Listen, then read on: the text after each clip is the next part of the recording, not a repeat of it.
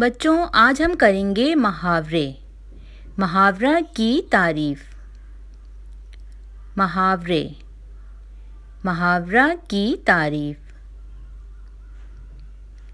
محاورہ لفظ کا وہ مجموعہ ہے جو ایک فعل اور ایک یا ایک سے زیادہ الفاظ سے مل کر بنا ہو اور جس میں عام طور پر فعل اپنے حقیقی معنوں کے بجائے مجازی معنوں میں استعمال ہوا ہو۔ مثلاً کھانا کے حقیقی معنی ہیں کسی چیز کو دانتوں سے چبا کر یا بغیر چبائے حلق سے اتارنا، جیسے روٹی کھانا، پھل کھانا، دوا کھانا۔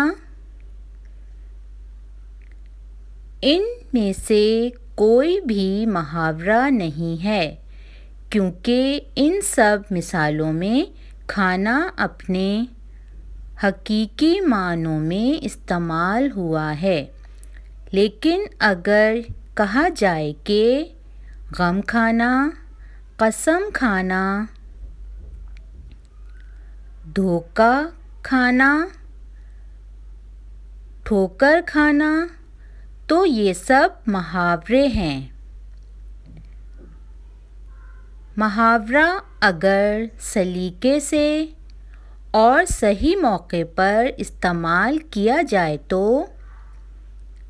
بلا شبہ پست کلام کو بلند اور بلند کو بلند تر کر دیتا ہے۔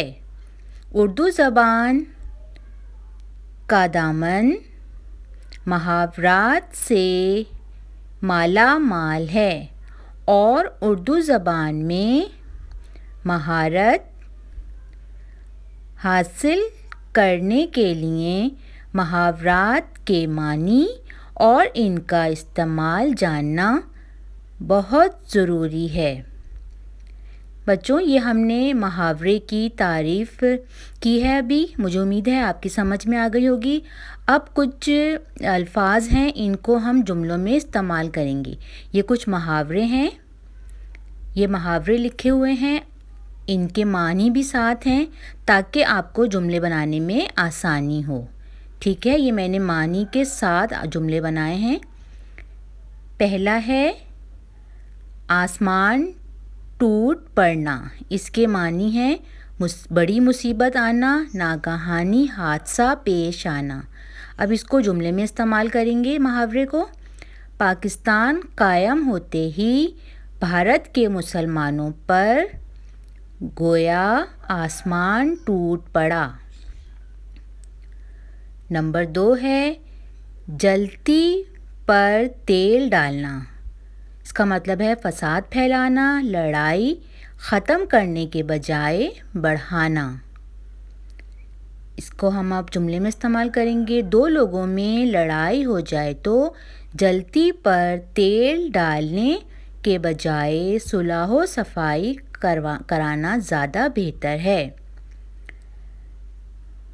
اب نمبر 3 ہے خاک میں ملانا۔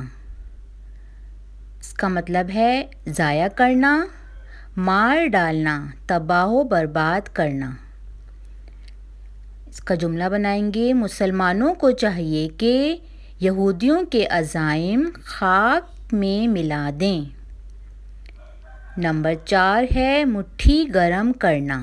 اس کا مطلب ہے رشوت دینا، ناجائز فائدہ اٹھانا۔ آج کل مٹھی گرم کیے بغیر کوئی جائز کام بھی نہیں ہوتا۔ ٹھیک ہے، اس کے بعد ہے سبز باغ دکھانا۔ اس کا مطلب ہے فریب دینا، دھوکہ دینا، جھوٹی امید دلانا۔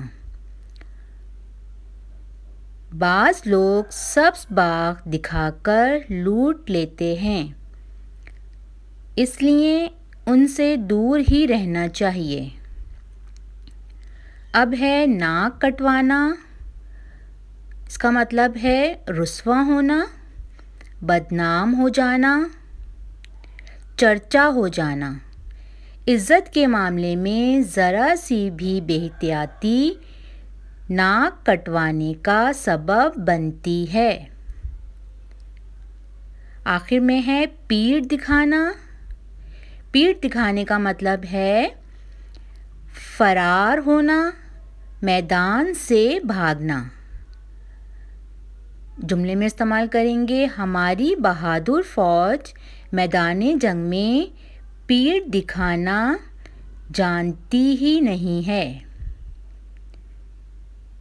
ٹھیک ہے بچوں، یہ ہم نے کچھ محاورے تھے، ان کو جملوں میں استعمال کیا ہے